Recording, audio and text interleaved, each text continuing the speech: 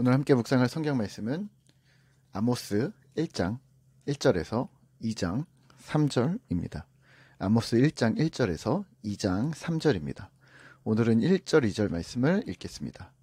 유다 왕 우시야의 시대 곧 이스라엘 왕 요아스의 아들 여로보암의 시대 지진 전 2년에 드고와 목자 중 아모스가 이스라엘에 대하여 이상으로 받은 말씀이라. 그가 이르되 여호와께서 시온 산에서부터 부르짖으시며 예루살렘에서부터 소리를 내시리니 목자의 초장이 마르고 갈멜산 꼭대기가 마르리로다. 아멘. 오늘 함께 묵상할 주제는 자승자박입니다. 오늘부터 우리가 묵상할 성경은 아모스서입니다. 아모스 선지자는 특이점이 있는데요. 그는 선지자나 제사장의 가문이 아닌 일반 성도였다고 보시면 좋을 듯 합니다. 그는 목자, 목동으로 자신을 소개하는데요. 자신의 직업을 가지고 있었고 남유다 출신으로 북이스라엘로 올라가 하나님의 말씀을 전하는 사역을 담당했습니다. 오늘날에 비교하면 평신도 선교사 정도 자신의 전문 직종이 있으면서 타 문화권으로 선교를 떠난 분들과 비슷하다고 보시면 될 듯 합니다. 또 하나 아모스 선지자가 활동했던 이 시기는요, 호세아 선지자와 비슷하거나 그 이전 시기인데요. 당시에 남유다 왕은 우시야, 또 북이스라엘은 여로보암 2세였습니다. 이게 무슨 말이냐면 우시야 왕과 여로보암 2세는 당대 최고의 권력을 자랑했던 강성한 국가들의 왕이었다는 것을 기억하시면 좋을 듯 합니다.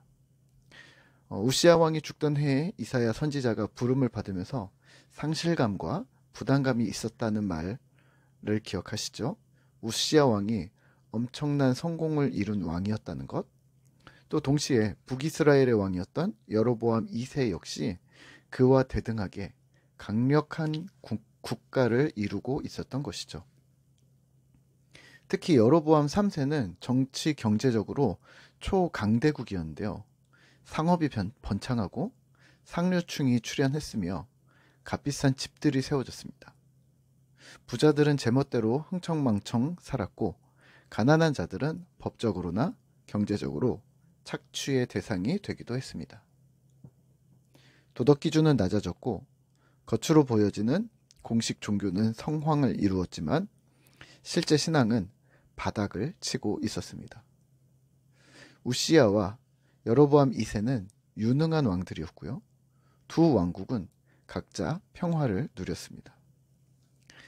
하지만 오늘 아모스서가 쓰여진 이 시기는 북이스라엘이 시리아의 승리를 거둔 직후 아주 승승장구할 때 쓰여졌습니다. 이런 역사적, 시대적 상황을 염두에 두고 아모스서를 읽는다면 아주 충격적인 내용이 수록되어져 있는 것을 발견할 수가 있습니다. 서너 가지 죄를 언급합니다. 3절입니다.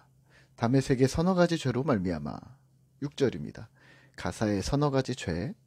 또 9절입니다. 두로의 서너 가지 죄로 말미암아. 11절입니다. 에돔의 서너 가지 죄로 말미암아.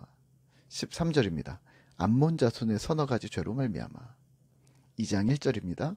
모압의 서너 가지 죄로 말미암아. 이 죄들로 말미암아 나 여호와 하나님이 벌을 돌이키지 않으시겠다고 합니다. 그들은 형제와 신의를 지키지 않았고 가난한 자들에게 긍휼을 베풀지 않았고 분노했고 자신의 이득을 위해 약자들을 갈취했고 동료들을 배신했다. 그런 죄들을 나는 용서하지 않겠다고 하셨습니다. 자, 여기서 이런 이야기를 들으며 이스라엘은 어떠했을까요? 야, 그래. 역시 하나님은 우리 편이셨어. 그렇지. 저런 못된 죄, 나쁜 죄를 짓는 자들은 하나님이 용서하지 않으셔야 합당하시지. 우리가 주님의 손과 발이 되어 칼이 되어 저 악한 자들을 무찌르고 있잖아. 우리는 하나님의 일을 하고 있어 라고 맞장구 쳤을 겁니다. 그러면 다시 질문 드릴까요? 하나님은 정말 이스라엘 주변 국가들에 대한 심판을 북이스라엘에 선포하라고 북이스라엘로 이쪽 남쪽 지방에 있던 선지자를 불러서 예언하게 하신 걸까요? 아니요. 오늘 말씀에 목표점이 있는데요. 아모스 2장부터 이제 융단 폭격으로 이어질 진짜 메시지가 준비 중입니다. 그리고 오늘 1절, 2절에서 이 메시지의 목적지가 명확하게 언급되어져 있습니다. 1절과 2절입니다. 유다 왕 우시아의 시대, 곧 이스라엘 왕 요아스의 아들 여로보암의 시대, 지진전 2년에 드고와 목자 중 아모스가 이스라엘에 대하여 이상으로 받은 말씀이라. 그가 이르되 여호와께서 시온에서부터 부르짖으시며 예루살렘에서부터 소리를 내시리니 목자의 초장이 마르고 갈멜산 꼭대기가 마르리로다. 아멘. 아모스 선지자가 외칩니다. 여호와께서 시온에서 부르짖으십니다. 예루살렘에서부터 소리를 내시리니. 시온이 근원지였고 예루살렘이 이 죄악의 시작점이었다는 말입니다. 저지대에 있는 목자의 초장이 마르고 고지대 꼭대기, 갈멜산 꼭대기가 마르리로다. 이 심판을 피할 곳이 없다는 말인데요. 저지대든 고지대든 주의 심판을 피할 수 없다. 그리고 오늘 아모스서의 메시지의 이 종착역 오늘 아모스 1장에 에둘러 표현하는 저주의 표현들의 궁극 메시지는 사실 남유다와 북이스라엘을 향한 메시지임을 기억하셔야 합니다. 예를 들면 이런 거죠. 아이들한테 미리 경고를 하는 것과 같은데요.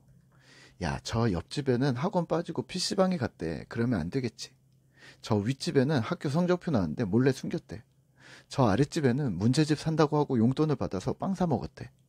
그런 애들 너는 어떻게 생각하니? 라고 하면 뭐 애가 이렇게 대답하겠죠. 아우, 저런 애들은 정말 나쁜 애들이에요.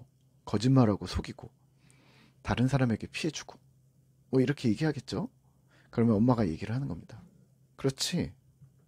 근데 왜 너는 어제 학원 안 가고 성적표 숨겼고 용돈 다른 데 썼니? 아들은 올무에 걸렸습니다. 네, 자신이 대답한 윤리적 답변들이 자승자박이 된 것이죠.